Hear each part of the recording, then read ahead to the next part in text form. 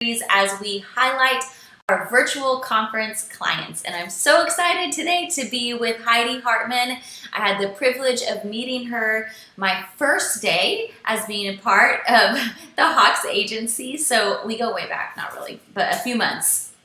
And we were Hawks agency was a part of the OKHR conference. And it was I got to peek in on that just briefly and see what an amazing conference that was. Probably one of the coolest venues I have seen. It was in the Oklahoma City Boathouse. Beautiful. But even more than that, okay, so Heidi is an amazing human. And not only do I know that just from our brief meeting, but Greg has raved. And so before we get into like the content of the virtual conference, I want to know why you are such an amazing human. You want me to answer that? Yes. Oh my gosh, Monica, let's see.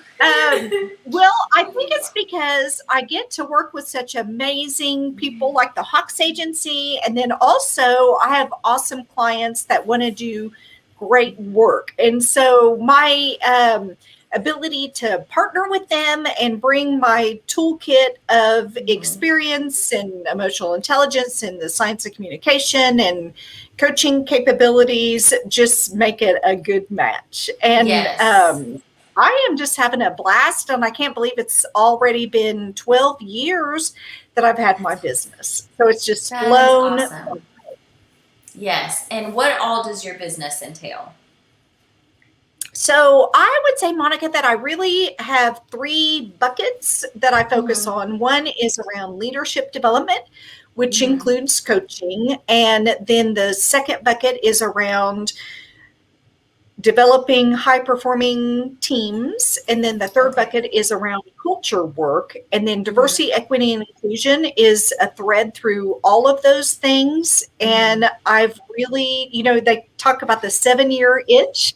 And I would say my most recent 7-year itch is around working with women leaders. And I'm currently working on a book about women in leadership and have had a blast. The writing has taken me longer, but I will tell you the research part was amazing. Now I just have to sift through all of that and all the research and pull it into something cohesive. That is awesome and so good to hear. So amazing. Okay. So about the virtual conference, you hosted and led the team in putting on the virtual conference for OKHR back in June. And right, is that correct? April, but April. Pretty dang close. Seems everything like forever ago, but also just yesterday. Yes. Okay, so I got to peek in on that, as I mentioned, but I wanted to ask, because you all did the live conferences up until that point, and so kind of to compare and contrast, a little bit. I heard in working with Greg, because you had a history with Greg previously, because he spoke at the conference many times, but him helping to produce it this last year. He was a part of a lot of the pre-production meetings, and I wanted to ask kind of how those meetings compared and contrasted with planning for a live conference versus the virtual. Yeah. So it was interesting. I will tell you, Monica, we had this was like the longest conference ever because it had a runway of a year and a half. And we had an amazing conference committee with 2 co-chairs, Josh Plock and Denise Reed, that did an amazing job. And then we have Dina Culpepper, who's our admin person. And Greg joined our conference calls that we had, which seemed to go on forever because it was a conference that never ended, right? I mean, it just kept on going on and on because we had canceled the year before, and then we were going to do a hybrid in the fall, postponed to spring, and then ended up with where the pandemic was and making sure we ensured safety to make it 100% virtual with a little bit of a twist. So Greg was, and I'll talk more about that in a minute, but Greg really was just instrumental. He was part of the committee. He just joined in and, just brings such energy to the group too, and some new creative ideas that we implemented. And it just brought a lot more energy to the conference all the way around. Yeah. And we got incredible feedback on it too. That's awesome. Well, I heard one of the things is that you all had a creative approach to a lot of the panels and the breakout sessions, and they were very entertaining, and it kept the audience, the virtual audience, just really engaged, each one in their own homes, just engaged in the conference, which is the biggest challenge with virtual. And so, how did you all do that? And what did you all think about it? How did you all plan for just, I mean, you can talk about it a little bit more, but go ahead. So I think one of the great things is the platform that Hawks Agency uses allows the attendees incredible interaction and connection while they're online. But then we just brought this layer of energy and connection and getting to meet people. And I was teased that maybe our crew and Greg should start like a morning show, that it felt like a morning show, the dynamics and the energy that was there. Yeah. And that we were, just kept it fun and funny, and it was very ad hoc. And I mean, we had a schedule and we had a plan, and we stuck to that plan, but it also allowed for spontaneity, and we wove in a lot of surprise and delight for folks. So we gave stuff away. We shortened the conference sessions, because sitting in front of a Zoom for so dang long can just make you go, enough.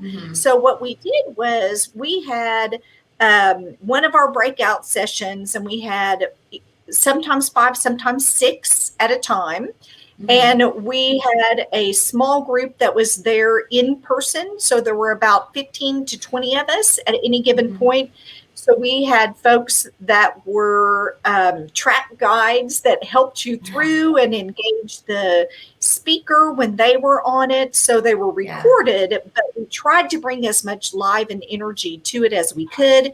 We had games that we did. We had lots of giveaways. We had interviews with surprise guests that just popped by, and we would interview them.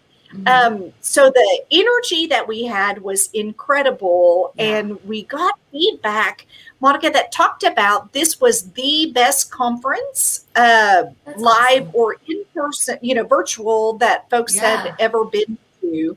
So even though, just technical difficulties, sometimes you're just going to have those. It's part of the given, right? But we got amazing positive feedback from attendees, and about the energy, the collaboration, the depth of material, the transitions. We also had a panel, as you mentioned, Monica, and it was a legal panel, and it was with our biggest sponsor, and they have been just an amazing partner. We're so lucky to be able to partner with Crow and Dunlevy, and it was fun and energetic, and Greg emceed that part of it, which was great. And then we also had, as with them, a mixologist that came in and did a craft cocktail, both alcohol and non-alcohol, depending on whatever you wanted.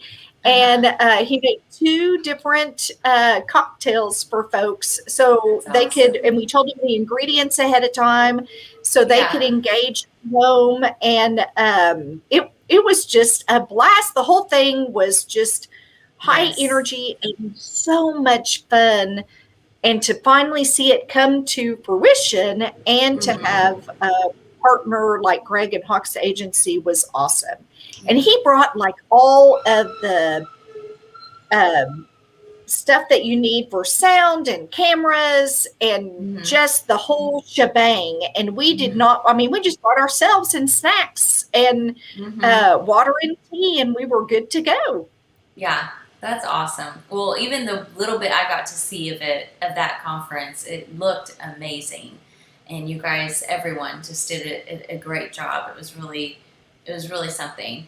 I do want to ask though, because a lot of people are leery of the disadvantages, but I think we can. I'm a big fan of learning from other people's mistakes and what any pitfalls they see before I have to get there. And so, what, if any, disadvantages or challenges or things would you do differently? How'd you to do a virtual again? So there isn't much that I would change because I think it went so great. I think that there were a few things around the technical difficulties that we would want to vet out. We had changed some things right before, which, no fault of anybody's. We should have tested it out more, probably is a piece that I would have recommended. And then the location was so beautiful and amazing. And the acoustics provided some opportunities. So that was kind of a learning lesson that there were probably some things that we needed to check to, have that type of conference. But I will tell you, those were, oh gosh, less than, I would say, 5% of the entire conference. And anything that you do, you're going to have hiccups. You're going to have screw ups. And that is part of the entertainment, right? And then you just enjoy it and make fun of it and just keep going. And that's what we did. And I think during all of this pandemic stuff, one of the things that has been good, Monica, is that it's helped us learn to give each other more grace for mistakes and just things that are going to happen. And we went into it knowing that it's not going to be perfect. This is the first time that we've ever done anything like this. So to go through it, and we did learn some lessons, and we had an incredible crew, and we so enjoyed folks from the board popping by and having those. And I think that it may have been Greg's recommendation, but having those folks there on site that were aiding the speaker and bringing more energy into each of the breakout sessions and the live, when we had some of our speakers live, we had those folks and they were interacting with participants and popping by vendors and saying hello and getting in, some of the networking circles and things like that. And it just worked really well. Yeah, that's awesome. So great. Well, we are close on time here, so I want to thank you for being a part of this. I feel like we could talk much more, but trying to keep it brief. Yeah, so Heidi, what do you have coming up? What things do you have coming up? Well, a couple of things we have coming up. We've got our board meeting this Friday, which will be great, but it's going to be virtual. But in October, we're having the Resilience Conference, the 25th and 26th, and it's limited capacity. So get your tickets now, and it's going to be all about investing in the HR professional as well as bringing back great things to our organizations. So that is with OKHR. And then I've got a couple of cool things coming up. I am going to be co-facilitating Dare to Lead here in Tulsa in October, the 13th, 14th, and 15th. So be watching LinkedIn. And I'm doing that with Linda Clark, who is the only certified Dare to Lead individual facilitator in our state. And then she and I are also doing a leadership collective. We're doing 2 sessions next year, and then we've got some with some of our local educational institutions. So That those were sounds some kind of great. fun things cooking. And then, of course, I need to really get on the book and get that wrapped up.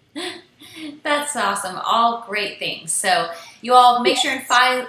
follow Heidi on here on LinkedIn. And thank you again so much, Heidi, for being a part of this. Appreciate you. And thank you, everyone. Hope you have a good rest of your lunch hour. And we will see you again on Thursday.